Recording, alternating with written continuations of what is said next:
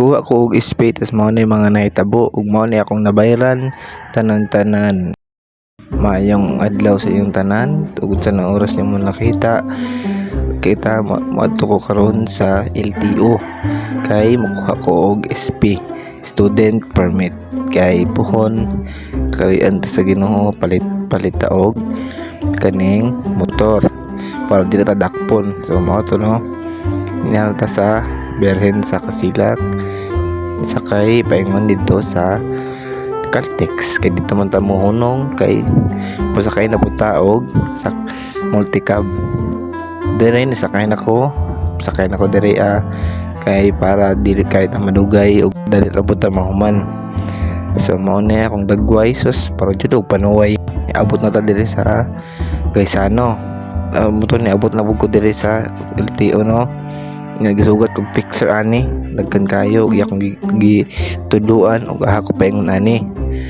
Tas mao ni gikuha ko og medical tapos driving ba ni or unsa driving tapos mao na mga papel. So naggasto ko ani og 1,500.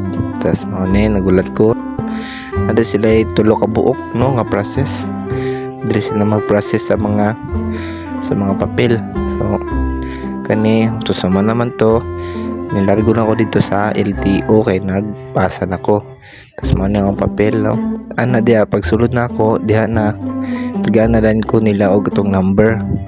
Kani mo na ang number kong pasabot. Tas ikaw mo na sila sa screen ibutang na tas mabutang naman din na imuhang ko andira ang number. Tas suotan na nimo matupdugay kay ko na kumandira pila na ka oras. Tas mao na ni ko ang SP no. Kaloy-an ta sa Ginoo makapalit ta og motor pohon no. Taud-taud ni palit ta ko pagkaon kay gabi na kayo kagutom So mao ni nagyabhab na ko kalami. Mo to gigutom na kayo ko gusla na kayo. Kaon abot tapod. Kaon sa taog empanada. Ay. Kana no so gabi na kayo na ako kagutom dira anya. Nakuha na ako akong SP no. Kana man na. Kana tas malayo no. Layan sa Ginoo og puhon makamotor na ta. Og mao na to daghang salamat sa inyong pag-uban. Unta nalingaw mo. Bye-bye.